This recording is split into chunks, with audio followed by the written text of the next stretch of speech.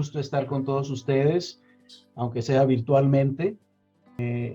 La perspectiva del presente sobre el pasado siempre es un constante diálogo con la historia, con el pasado, y es una visión con la que utilizamos el lente del presente para interpretar lo que sucedió en tiempos pasados. Ahora es más común hablar de algunas cosas que antes no platicábamos, y esas son algunas de los temas que quiero tocar. Me voy a permitir empezar con una ligereza, porque históricamente en Estados Unidos había una confusión sobre pues cuándo era la celebración de la independencia y todo eso.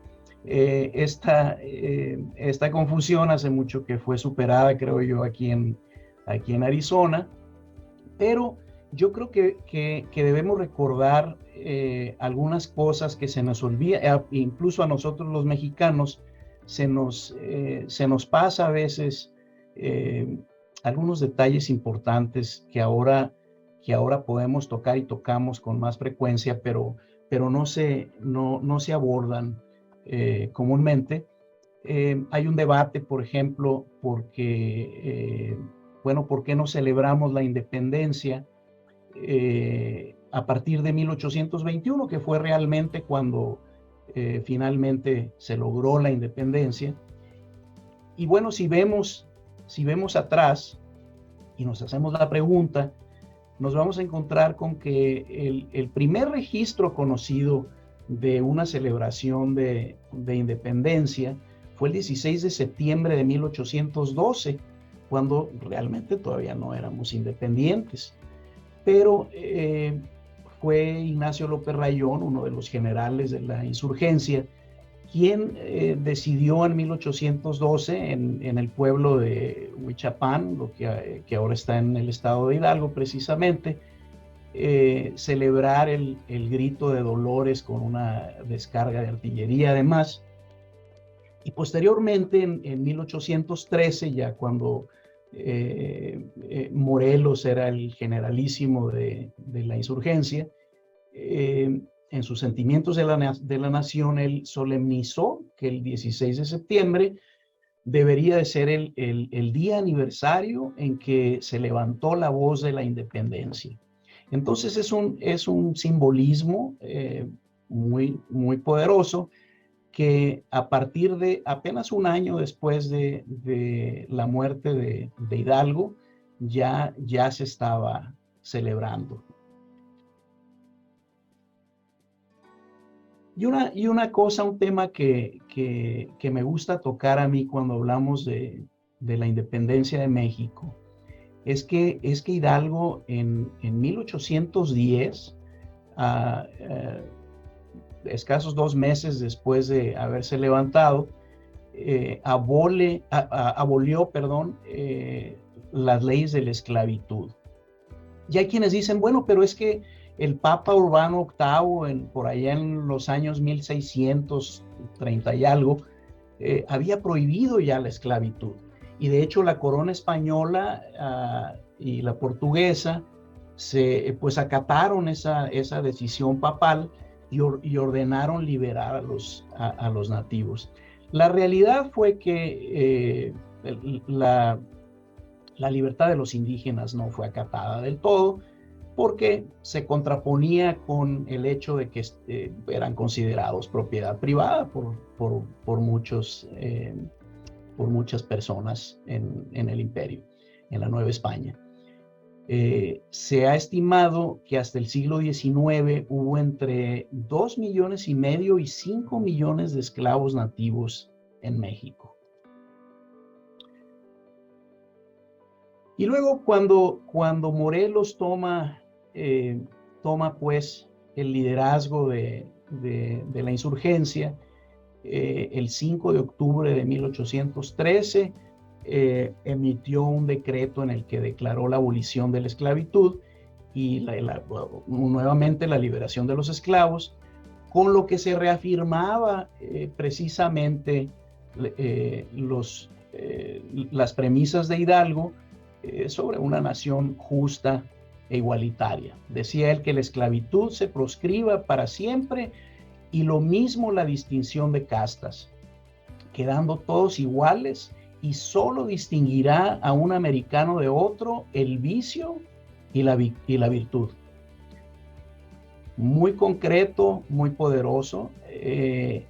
Y bueno, no sería hasta el primer presidente de México, Guadalupe Victoria, quien emitió un decreto para comprar la libertad de los esclavos, pagando a sus propietarios por ella.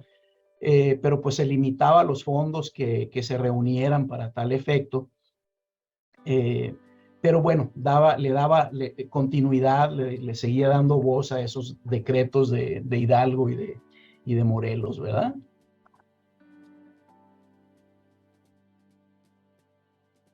Bien, pues el poder de los símbolos. El poder de los símbolos es algo que yo considero es muy importante en el desarrollo de la historia de México.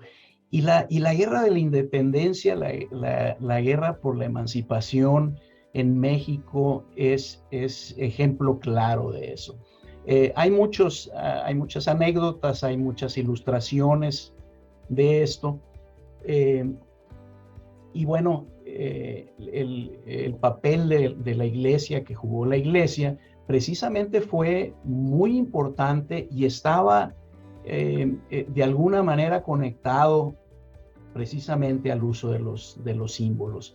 No todos los curas y religiosos, por cierto, que participaron en el proceso de independencia fueron insurgentes. Algunos también pues estuvieron del lado de las tropas realistas. Y cuando hablo de símbolos, pues me estoy refiriendo precisamente al símbolo más importante de la unificación del país, que fue en su momento la Virgen de Guadalupe, e Hidalgo precisamente utilizó como estandarte. Pero resulta que, por cierto, José María Morelos declaró también a la Virgen de Guadalupe la patrona de nuestra libertad. Bueno, pues resulta que los realistas no se querían quedar abajo, no querían hacerse menos, y decidieron que la Virgen de los Remedios, que era una virgen que traía Hernán Cortés en su proceso de conquista, pues iba a ser la Virgen de los realistas, y le otorgó incluso el grado de generala. Fue el virrey Villegas, si mal no recuerdo. Y bueno, evidentemente estamos hablando de la misma Virgen, son dos advocaciones diferentes, pero como les decía, el poder de los símbolos tan importante para los líderes sociales desde entonces y hasta ahora. En realidad, estas dos advocaciones representaban a dos grupos sociales que estaban inscritos dentro de la religión católica, pero se contraponían en ese momento. La Virgen de los Remedios, según la tradición, se les había aparecido a los conquistadores, y después de que tuvieron la derrota de la Noche Triste, cuando huían, se dice que la Virgen de los Remedios había echado puñados de tierra a los ojos de los indígenas que los perseguían. Otro grupo que no mencionábamos antes con mucha frecuencia era el grupo de las mujeres. Claro que sabíamos de Leona Vicario, de Josefa Ortiz de Domínguez, pero no se les daba un lugar predominante. Aquí en pantalla les estoy compartiendo los nombres de 10 mujeres relevantes en la lucha por la independencia. No nos podemos meter en la biografía de cada una de ellas, pero curiosamente entre ellas me pareció interesante mencionar a las mujeres de Pénjamo. Resulta que las mujeres de Pénjamo era un grupo de 300 mujeres que participaban, de Pénjamo, Guanajuato, ¿no? y eran un grupo de 300 mujeres que participaron muy activamente en la independencia de México, ayudando a los insurgentes. Y resulta que en ese tiempo Agustín de Iturbide, que era coronel, pues terminó apresándolas porque pues las acusó de apoyar el movimiento independentista a través de sus familiares y sus casas, etcétera, etcétera. Y pues como recordarán, Agustín de Iturbide posteriormente se convirtió también en uno de los héroes de la independencia, y más tarde se coronó emperador, y bueno, esa es otra historia. Pero quiero resaltar algo más. Todavía al llegar Vicente Guerrero a la presidencia de México, nuevamente hizo una declaración para abolir la esclavitud en la República. Y decía, son por consiguiente libres los que hasta hoy se hubiesen considerado como esclavos. Entonces ya estamos hablando de 1829 y todavía estábamos en ese proceso. Pero fíjense bien, estamos hablando de un momento en la historia en que en Estados Unidos la esclavitud era parte fundamental de la economía del país. Había una importación considerable todavía de esclavos. La economía dependía, la economía agrícola especialmente, dependía de la economía esclavista. En México esto era distinto. Y algo muy, muy interesante es que si nos ponemos a ver con cuidado el origen de nuestros próceres patrios, pues resulta que Vicente Guerrero fue el primer presidente afromexicano. Y si nos vamos hasta José María Morelos también tenía sangre africana e indígena. Y ese es uno de los orígenes precisamente de nuestra mexicanidad.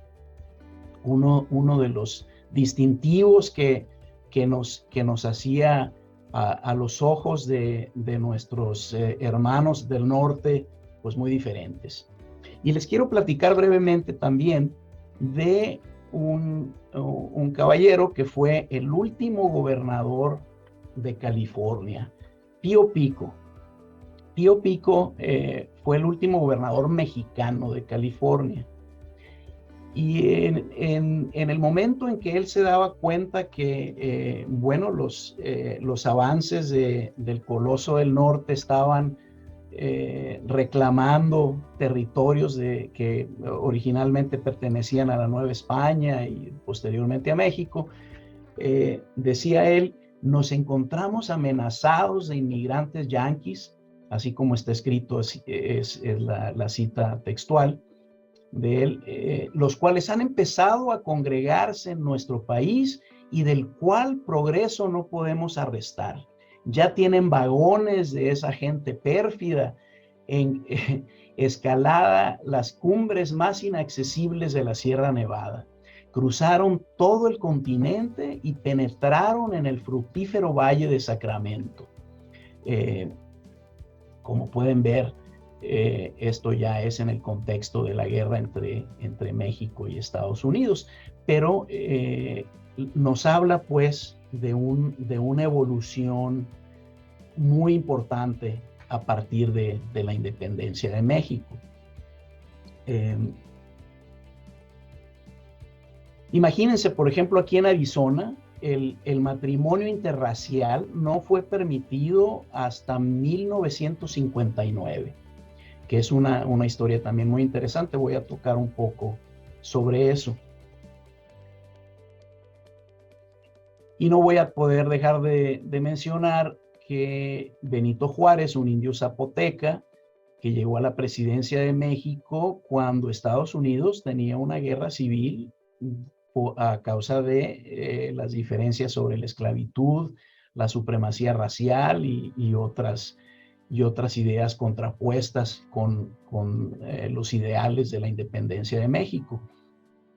Eh,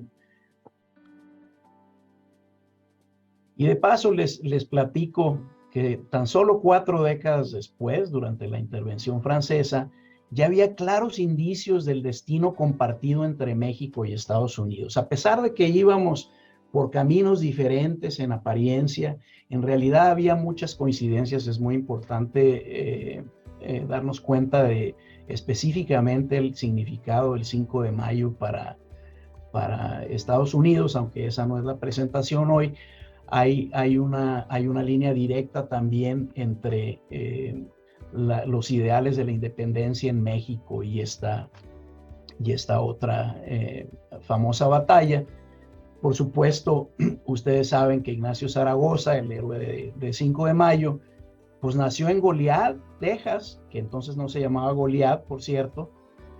Decía por ahí un general de ese entonces, después de la batalla del 5 de mayo, pues fue muchos años después, que decía que Goliat debería de escribirse con H intermedia porque era un anagrama de Hidalgo, que pues es el padre de la patria. Pero otros con más ligereza dicen, fue el primer chicano en aparecer en un billete. Bueno, no vamos a debatir eso, pero ¿qué significó la independencia para Arizona y el sur de Estados Unidos en particular? Ustedes saben que en ese entonces, cuando Arizona y el suroeste estadounidense, mexicano, pasaron a ser estadounidenses, Arizona y Nuevo México eran un mismo territorio. Y bueno, les muestro aquí un mapa. La parte oscura es la famosa compra de Gadsden, como dicen acá, la mesilla. Y se dice que hubo un impacto muy interesante debido a las políticas y a las aspiraciones que México pues enarbolaba a través de su independencia, e incluso antes, ¿verdad? Resulta que había por ahí, ustedes lo conocen muy bien en la historia de Estados Unidos, el llamado ferrocarril subterráneo, que no era otra cosa que las rutas clandestinas y los lugares seguros para proporcionarles camino a los esclavos que pues escapaban de la esclavitud. Pero resulta que pues hay evidencia de que muchos de ellos, de hecho miles de ellos, venían a México, porque los esclavos que estaban en Texas, pues les resultaba más fácil cruzarse la frontera y pasarse a México que irse caminando hasta el norte de los Estados Unidos.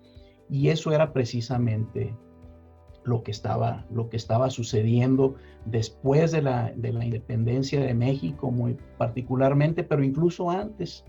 Hay por ahí una académica una historiadora que se llama Alice Baumgartner, que nunca me acuerdo bien cómo pronunciar su apellido, pero bueno, ella dice, miles cruzaron la frontera y México jugó un papel importante en su liberación, así como en el curso que siguió la Guerra Civil estadounidense, que no es el tema necesariamente, pero es lo que les platicaba de que hay una línea, hay una conexión también con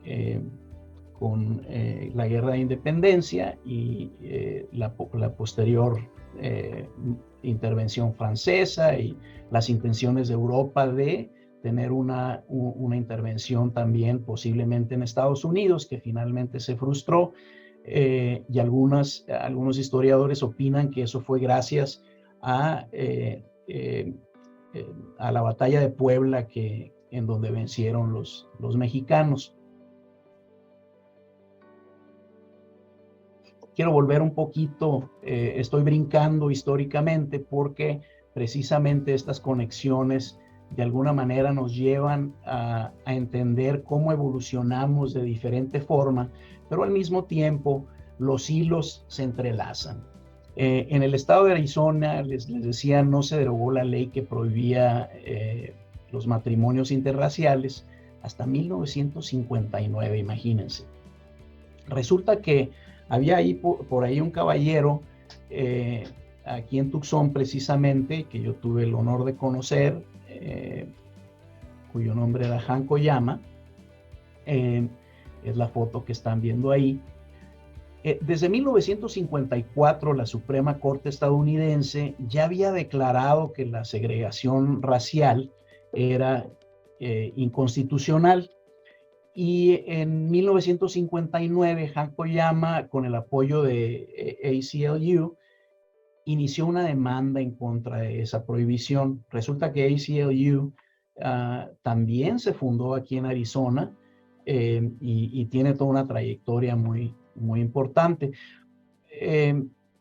Han Koyama se quiso casar con una mujer blanca, se casó con una mujer blanca y finalmente fue quien a través de esta demanda terminó con esa separación jurídica que había, que no permitía a personas de diferentes orígenes raciales, étnicos, casarse.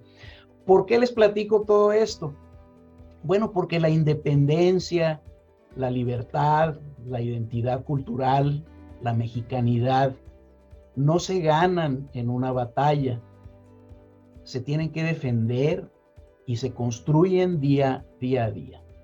Una acción a la vez.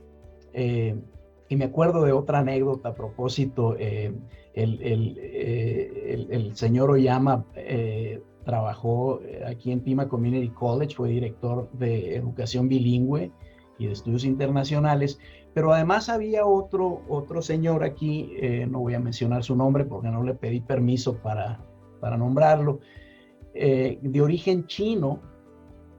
Hay una comunidad china importante aquí en Tucson, pero en aquel tiempo todas las minorías estaban juntas y crecían al lado de la población hispana, de la población mexicana predominantemente de aquel entonces. Y este amigo de origen chino me decía que él no sabía que era chino hasta que su mamá le dijo a los 11 años que pues no era mexicano, hablaba perfecto español, igual que el señor Oyama, perdón, que era de origen japonés, pero había esa hermandad entre las minorías porque estaban segregadas de igual forma. No voy a ahondar en esto porque se me está acabando el tiempo, pero les muestro unas fotos de Han Koyama cuando finalmente se casó. La mamá de él era de Hawái, pero creció en México. Y bueno, tuvieron que pasar por muchos retos, entre otros la segregación, las diferencias raciales que ya sabemos han existido en este país y todavía luchamos en contra de ellas. Y me voy a ir ahora a la celebración de independencia en Arizona. Resulta que en 1920 ya había reina de la independencia y había hasta un desfile que se llevaba a cabo en la ciudad de Tucson. Y por aquí hay otra foto de un grupo celebrando la independencia ya en 1937 aquí en Tucson. Si pueden ver, atrás se distingue la imagen de Lázaro Cárdenas. Creo que no son los héroes de la independencia, no puedo distinguir quién es el otro personaje, pero bueno, tiene sentido desde el punto de vista que el general Cárdenas estaba gobernando México en ese año, ¿verdad?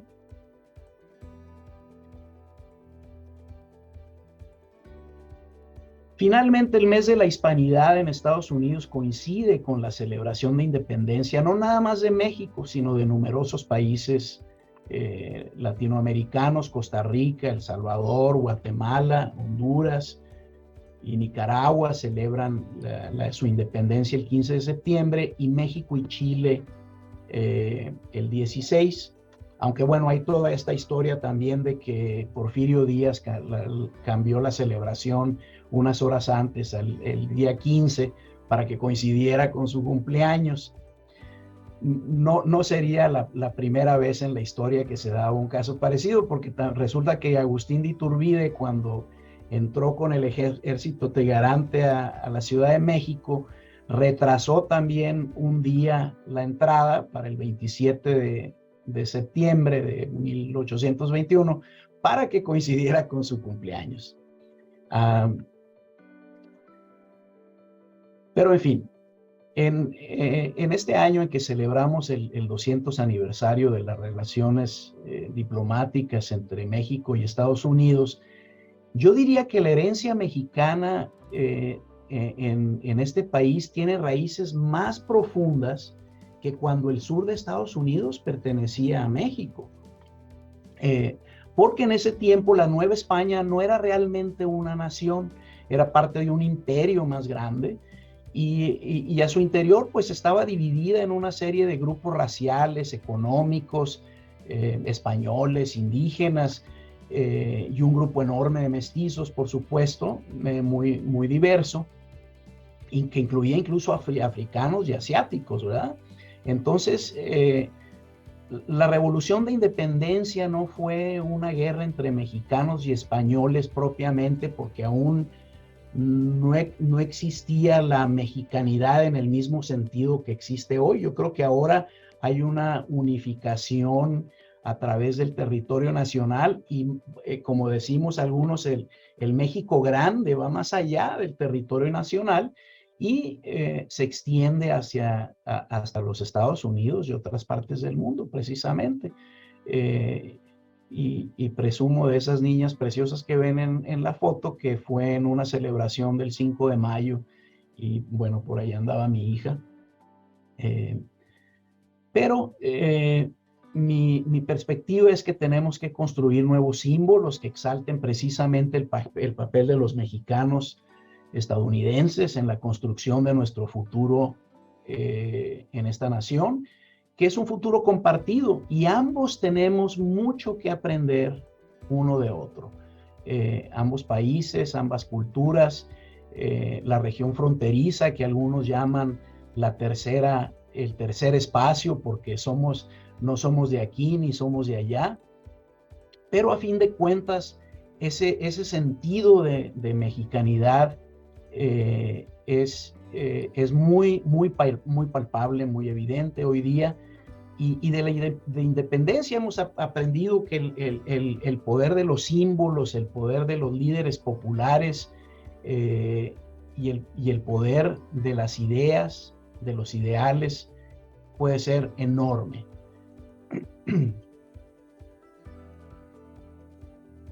Y para terminar, quiero decir que México y Estados Unidos caminamos inevitablemente juntos.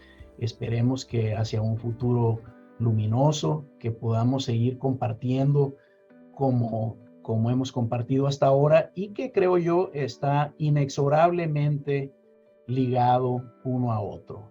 Entre nuestros dos países hay una interdependencia y es algo que creo vamos a beneficiarnos uno de otro porque, como decía Helen Keller, solos no podemos hacer mucho y en compañía podemos hacer tantas cosas. Muchas gracias por su atención. Creo que me extendí un poquito, pero aprecio mucho que se hayan tomado el tiempo de escucharme.